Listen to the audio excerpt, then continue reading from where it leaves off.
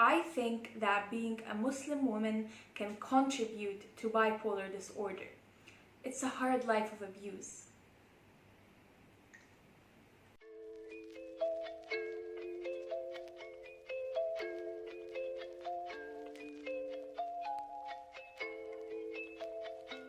So recently I uploaded a video about the myth of bipolar disorder in order to try and debunk some of the misconceptions about it.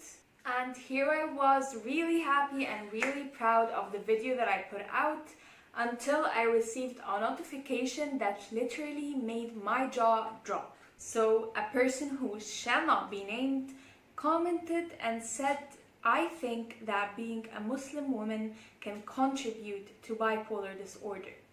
It's a hard life of abuse. Just stop. Like, the amount of things that are wrong with this sentence is huge. So obviously there is no denying that this comment did offend me and trigger me in so many ways, as a psychology student and as a Muslim. However, it did motivate me to talk about a much needed topic that a lot of people need to be educated on, which is spiritual violence. So let's define spiritual violence. Spiritual violence is the act of committing any type of abuse, whether it's physical, emotional, or financial, and then excusing your behavior under the name of religion. So for example, if a Muslim guy decides to hit his wife and then tries to justify his actions by using religion as an excuse for what he did, then this is called spiritual abuse. And this type of violence is not found only in Islam, it can also be found in many other religions. And this type of abuse can constantly leave the victim always blaming themselves, because it's as if they are experiencing a sort of cognitive dissonance. On one hand, they do not like the abuse. On the other hand, they love their religion and they don't want to anger God. So they will constantly blame themselves if they start thinking that the abuse is wrong, because they will feel like they are defying God in some way. And as a result of this, they will constantly be critical of themselves and allow other people to constantly cross boundaries that they shouldn't cross. So a lot of the times people try to question the victim on why he didn't look more into the matter, on why he did not see what the religion actually said. Because nowadays, one of the most easiest things is to just get your phone and search for the information yourself. To answer why many of the victims don't do this, it's because they have developed something called learned helplessness. So in order to kind of describe what is learned helplessness, I am going to tell you a bit of a story. So in some places, baby elephants are tied onto a small pole as part of training. And since they are still babies, they can't escape no matter how much they try to. So when they eventually grow up, you will still find those elephants stuck on the same pole.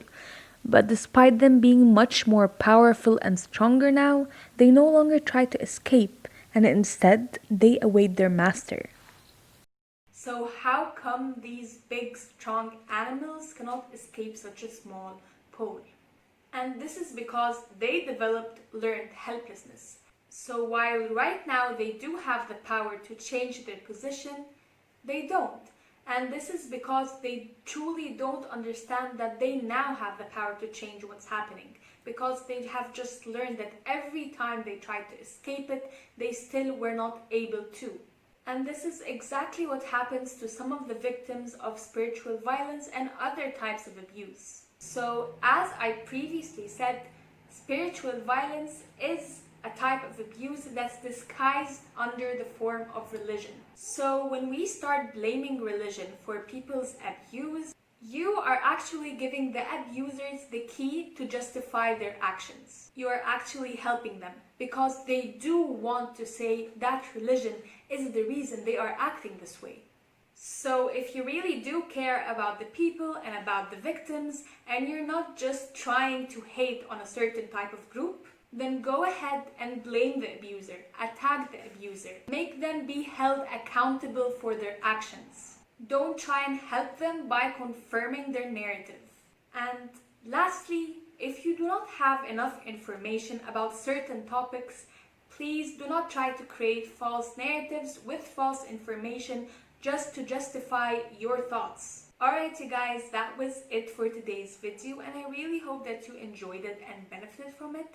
And if you did, please give it a big thumbs up and subscribe. Alright, bye!